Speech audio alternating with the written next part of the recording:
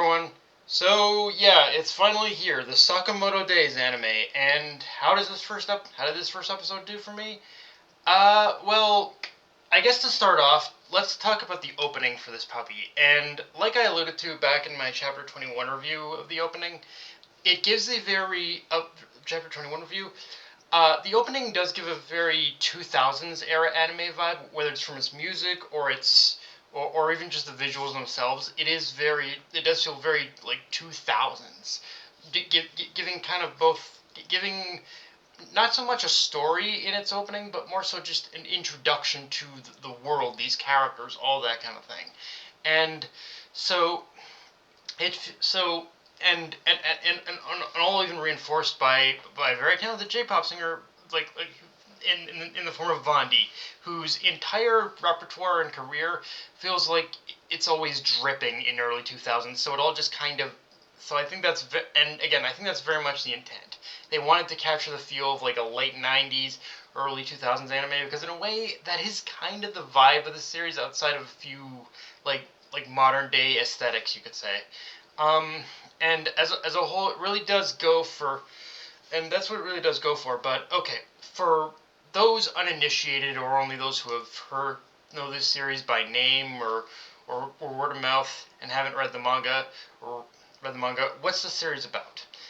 And to put it into broad strokes, the series is basically basically John Wick if he never came out of retirement. As the story follows Taro Sakamoto, the deadliest and most feared assassin who retires after meeting a nice girl named Aoi, falling in love, and starting a family. And that's more or less the setup, but where the series gets its hook, however, is with the introduction of the character Shin Asakura, a clairvoyant assassin who's been given a mission, either bring Sakamoto back into the fold or kill him. And so throughout the episode, we see Shin try both attempts, but both trying to convince him to come back, but also killing him. And while also but and throughout the episode, you obviously see him understanding the value of why Taro chose this life of being a mundane store clerk. That being that and that being an assassin isn't all there is to life. Where by the end of the episode, again, we see him come around to become an ally and join Sakamoto's store.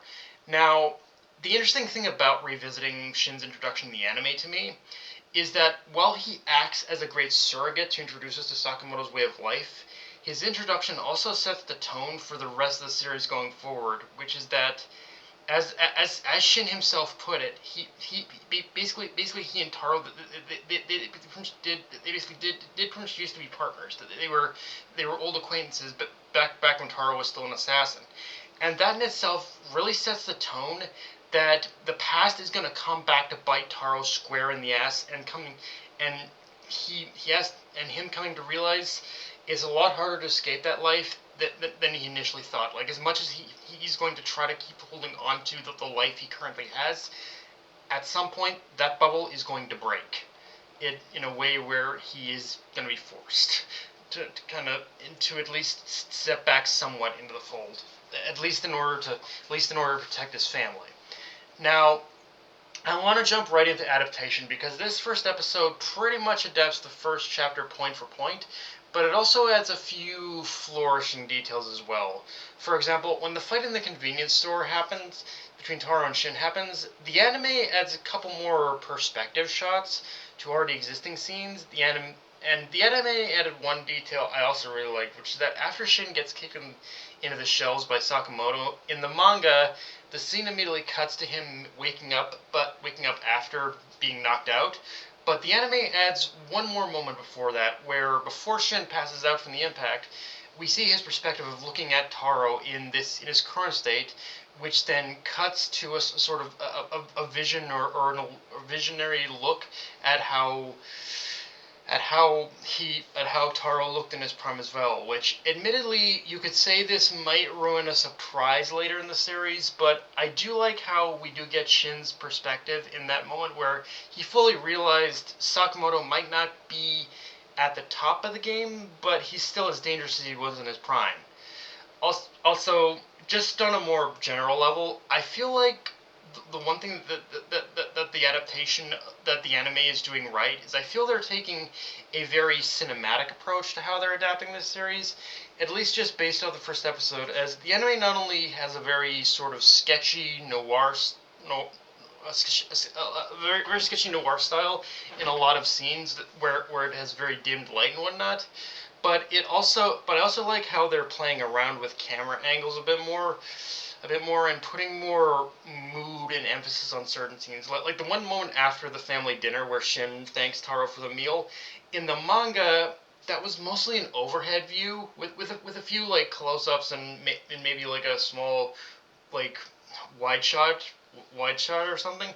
But here in the anime, it's zeroed in on the conversation and made it an over-the-shoulder shot, which for me at least allowed the conversation to feel much more personal, much more of a private emotional affair. So if it so I again, it's not like they're doing anything drastic or unique, but they're doing very simple, basic techniques that that I really like. That just kind of make this that really kind of add a little bit of a little extra touch, to it. That admittedly even in the manga I didn't really feel all that much, but here, yeah, it feels like it just comes together a lot better. If I did maybe have one critique, it's that the anime does cut one or two bits of Taro's inner monologue that I'm not gonna say were needed, but it did feel a little unnecessary to cut them either as well. So I don't know why they cut them, but yeah. And yeah, I've been dancing around it, but let's talk animation because there were worries going into this series after watching the episode, and worries going into this series about how the animation would pan out. And after watching this episode, I can't say they were completely unfounded, as the animation team definitely cut a few corners here and there. But as a whole, this was honestly a pretty solid first episode. It's it's kind of hard to describe my thoughts on the animation, but the best way I can is a lot of scenes have a solidly animated foundation, but they still cut corners around smaller areas where it could be a little bit more, where the animation could be maybe a little bit more dynamic as well. But across the board, I'd honestly say the animation is still pretty great. Here's the thing. I'm not gonna say it's up there with like Mappa or Madhouse or Ufotable, but it works for what the series is. And I will say, as this as well, the corners they do cut have this weird effect of making those moments of great animation pop even more. Like the final battle being a perfect example of this, where the parts where they cut corners to do stick out clear as day, but you can also still see where they put the effort in as well, especially where we get those long sweeping action shots. Like I feel all those long sweeping action shots are where the are where the animation is at its best, and it does stick out. So as a like, if I was to give my opinion on the animation, I am convinced. I think this adaptation is going to be pretty damn good, honestly, at least from that animation perspective. As an aside, though, I also really like how this series uses its soundtrack. Like, only bringing in a background track whenever they feel a scene can use a little touch of emotional emphasis, but never kind of overblowing it either. Whether it's comedy or drama, it uses the soundtrack to kind of, in order to build on a scene rather than try to actually try to make it like actually try to fit the soundtrack in as a sort of like, okay, you pretty much you need to feel this way. Um, but okay, with all that said, let's talk cast. Let's talk the cast I got for the show, because I watched this first episode in both English dub and sub, and in both cases there's definitely a few standouts. First, Taro Sakamoto is played by Matthew Mercer in dub, and Tom Kazu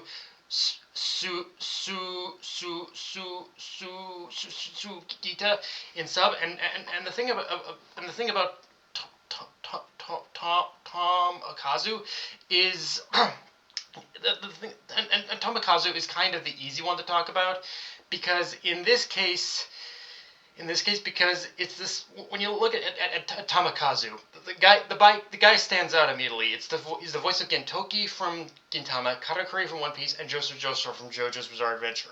Like, the guy's a voice acting vet, so him taking on Taro Sakamoto, it's kind of the least surprising, and he does great at capturing the kind of balance of being deadpan serious tone while still being goofy. Like, it's Matthew Mercer that's the more intriguing voice cast here, because in a lot of ways he in a lot of respects he should have been the obvious choice, as when Matthew Mercer's performance, in a lot of ways, it matches pretty much matches Sugita's performance quite well. It matches up with Sugita's performance quite well. But the thing is, it's also one of those things where it's like I didn't really even think of Mercer as being the one. Like, despite the obvious comparisons, I didn't really ever consider Mercer before. Like, he was always kind of just like, I should have seen it coming, but I didn't. It's one of those weird voice picks. And honestly, again, for the most part, Mercer does a pretty good just as Sugita. So yeah, in that respect, it's good across the board, both in English and Japanese, honestly. And it's kind of just fun seeing both of these voices kind of just playing this deadpan serious assassin who's basically also an out of shape shop owner. So yeah, um, the only thing I'm a little iffy on is the sound distortion they pretty much did for basically Mercer's voice. Like, I get why they did it to distinguish between what Taro's thinking and what he's saying out loud, but it did feel a little unnecessary. But they probably cut some. But did I don't know. And as well as cutting some bits as well of that inner monologue, but they probably cut some bits for time as well. Now, the other one obvious one to talk about is basically Shin. Is Shin Asakura is basically Shin's voice actors, who he's played by Dallas Liu in the dub, and Nobunaga Shimazaki in the sub. And all I will say about this comparison is, I don't wanna shit on Dallas. I don't, but I really hope Dallas's performance improves over the course of the series, because while there are moments where I think his performance as Shin shines, it is in some of the more comedic moments where Nobunaga shines a lot more, in my opinion, which is ironic considering the latter also played Asta in Black Clover, a voice that for at least a very vocal select group of people was decidedly grating in the Japanese dub of the show, and they liked Asta's English dub voice more. So that here it's kind of the reversal now, where Nobunaga kind of outshines like Dallas in this regard. Um, and and yeah, just quickly touching on Ao and Hana's voice actors, there's pretty much both good they're both good in English and Japanese. I got no problems with either, so no comment about them. But yeah, guys, as a whole, that's pretty much all I got for this review. If you enjoyed the video, like, comment, subscribe. Follow me on Blue Sky, Analyst, Crunchyroll. Be sure to notification bell, hit the subscribe button, and just share the video around, guys. Dark Knight of Anime, signing off. Later, everyone.